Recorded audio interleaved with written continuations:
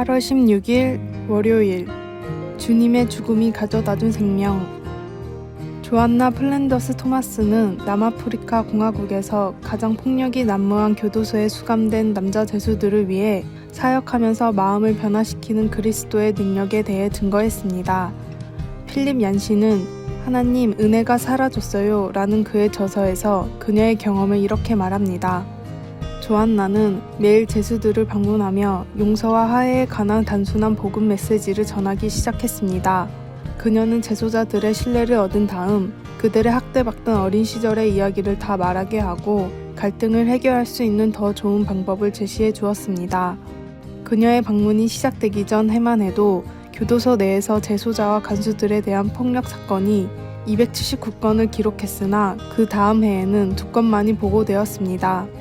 바울 사도는 그런즉 누구든지 그리스도 안에 있으면 새로운 피조물이라 이전 것은 지나갔으니 보라 새 것이 되었도다.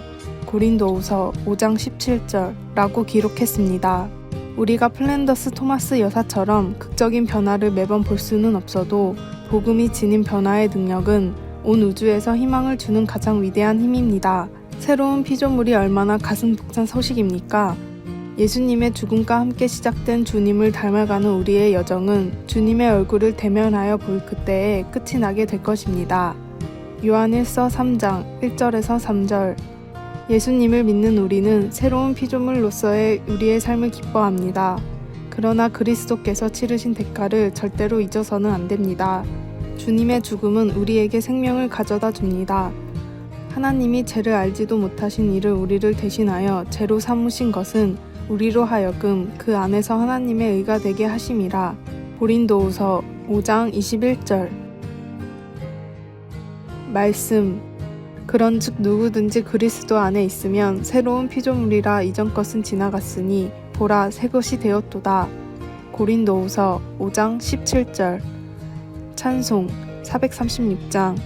나 이제 주님의 새 생명 얻은 몸. 기도. 예수님이 십자가 위에서 이루신 일로 인해 제가 새로운 피조물이 된 것을 감사드립니다. 때때로 없애야 할 이전 것들로 되돌아가는 저를 용서해 주소서. 아멘.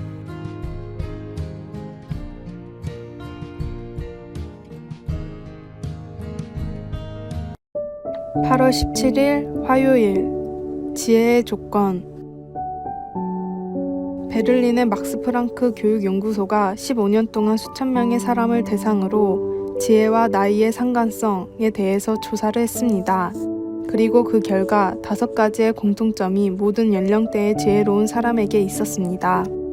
첫 번째, 역경과 고난을 체험하고 극복한 적이 있다. 두 번째, 어려서 고생을 한 사람이다. 세 번째, 생각이 개방적인 사람이다. 네 번째, 창조적인 일을 즐기는 사람이다. 5번째, 인생의 어두운 단면을 어떤 식으로도 경험한 사람이다. 연구에 따르면 이런 사람들은 시간이 흐를수록 생각이 굳지 않고 점점 더 지혜로워진다고 합니다. 그리고 반대로 고집이 센 사람, 성격이 개팍한 사람은 나이가 들수록 편협해져 생각의 폭이 짧아지고 주변으로부터 신용을 잃는 형상이 높다는 결과가 나왔습니다. 잠언은 지혜를 얻는 것이 금보다 낫고 명철을 얻는 것이 은보다 낫다고 말합니다. 만약 하나님을 아는 지혜가 있고 그분의 사랑을 깨달은 명철이 있다면 세상에서 가장 가난한 사람일지라도 지금 큰 고통 가운데 있다 할지라도 모두 그럴 만한 가치가 있는 보석과도 같은 경험이 될 것입니다. 고난이 찾아올 때마다 이겨내게 하시고 넘치는 지혜를 주실 주님을 기대하십시오. 오늘의 말씀. 지혜를 얻는 것이 금을 얻는 것보다 얼마나 나은고 명철을 얻는 것이 은을 얻는 것보다 더욱 나으니라. 잠언 16장 16절. 오늘의 찬송 337장. 내 모든 시험 무거운 짐을. 오늘의 만나. 말씀을 통해 성장하는 축복을 허락하소서. 고난과 역경을 회피하지 말고 깊이 묵상함으로 지혜를 구합시다.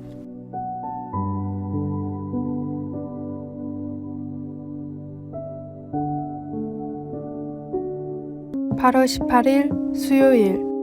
시간을 초월하여 전해지는 편지. 해마다 열리는 국제 편지 쓰기 대회에 100만 명이 넘는 젊은이들이 참여하고 있습니다. 2018년 대회의 주제는 이것이었습니다. 당신이 시간을 초월하여 전해지는 편지라고 가정할 때 독자들에게 어떤 메시지를 전달하고 싶습니까?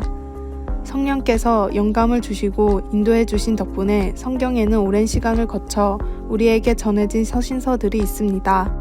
교회가 성장하면서 예수님의 제자들이 유럽과 소아시아에 있는 교회들에게 그리스도 안에서의 새 삶을 이해시키려고 편지들을 썼는데 그중 많은 편지들이 오늘날 우리가 읽는 성경 안에 담겨 있습니다. 이 서신서 저자들이 독자들에게 전하려 했던 것은 무엇일까요? 요한은 그의 첫 번째 편지에서 태초부터 있었고 우리가 들었고 우리가 눈으로 보았으며 자세히 보고 우리의 손으로 만진 것에 대해 쓴다고 설명하면서 살아계신 그리스도와의 만남에 대해 쓰고 있습니다. 요한일서 1장 1절 그는 독자들이 서로 그리고 아버지와 그의 아들 예수 그리스도와 사귐을 가지도록 쓴다고 하면서 우리가 서로 사귐이 있을 때 우리의 기쁨이 충만하게 될 것이라고 했습니다. 성경의 서신서들은 시간을 뛰어넘어 영원하신 하나님과의 사귐으로 우리를 인도해 줍니다. 말씀 이 생명이 나타내신 바 된지라 이 영원한 생명을 우리가 보았고 증언하여 너희에게 전하노니 이는 아버지와 함께 계시다가 우리에게 나타내신 바 된 이시니라. 요한일서 1장 2절 찬송 288장 예수를 나의 구주 삼고 기도 하나님 아버지 당신과 사귐이 있게 하시니 감사합니다. 아멘.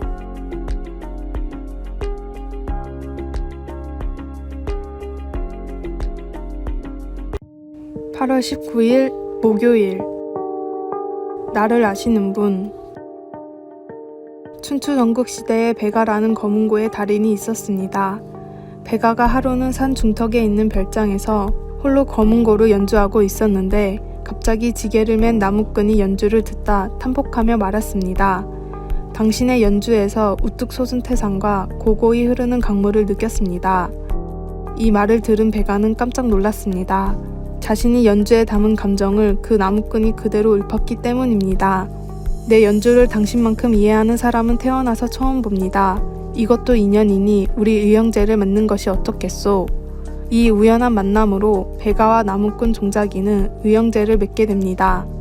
그렇게 몇 년이 흘러 다시 베가는 종자기를 만나기로 약속했는데 아무리 시간이 지나도 종자기가 나타나지 않았습니다. 수소문을 해보니 며칠 전 종자기가 큰 병에 걸려 급사를 했다는 소식이었습니다. 베가는 이 말을 듣고 내 음악을 알아주던 유일한 사람이 세상을 떠났구나 라고 탄식하며 그 어떤 제안이 들어와도 다시는 검은고를 켜지 않았습니다. 나를 알아주는 사람을 만나는 것처럼 행복한 일은 없습니다.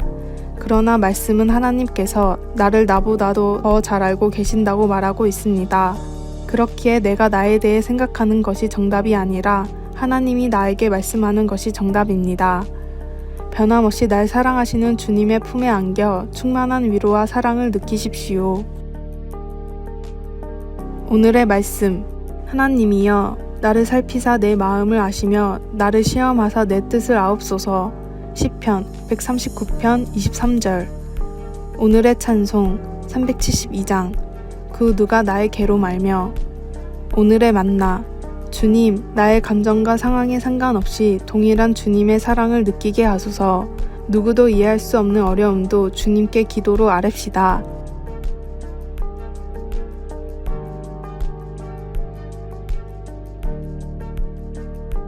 (8월 20일) 금요일 목적 있는 삶 우리 휴가 간다. 집 진입로를 빠져나가 여행의 첫 발을 내디디면서 할아버지와 할머니가 신이 나서 3살 난 손자 오스틴에게 말했습니다.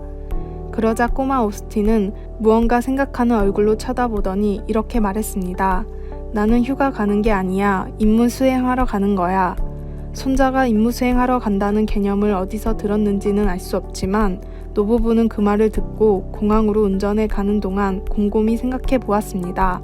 내가 휴가를 떠나 며칠간 휴식을 취할 때에도 매 순간 하나님과 함께하며 하나님을 위해 살기 위해 임무 수행 중인 것을 명심하고 있는가? 내가 하는 모든 일에서 주님을 섬길 것을 기억하고 있는가? 바울 사도는 로마 제국의 수도인 로마에 살고 있는 신자들에게 부지런하여 게으르지 말고 열심을 품고 주를 섬기라. 로마서 12장 11절고 격려했습니다. 그의 요점은 예수님 안에서 우리는 목적을 가지고 열심을 다해 살아야 한다는 것이었습니다. 매우 평범한 순간까지도 기대하는 마음으로 하나님을 바라보며 그분의 목적을 위해 살 때 새로운 의미가 생깁니다. 비행기 좌석에 앉았을 때 부부는 기도했습니다. 주님, 저는 당신의 것입니다. 이 여행에서 주님께서 저에게 어떤 일을 계획하시더라도 그것을 놓치지 않도록 도와주소서. 매일매일은 주님과 함께 영원히 중요한 임무를 수행하는 날입니다. 말씀, 너희가 무엇을 하든지 다 하나님의 영광을 위하여 하라. 고린도전서 10장 31절. 찬송 358장 주의 진리 위에 십자가 공기.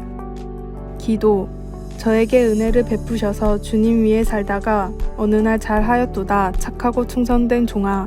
마태복음 25장 23절 라고 하시는 주님 말씀을 듣게 하소서. 아멘.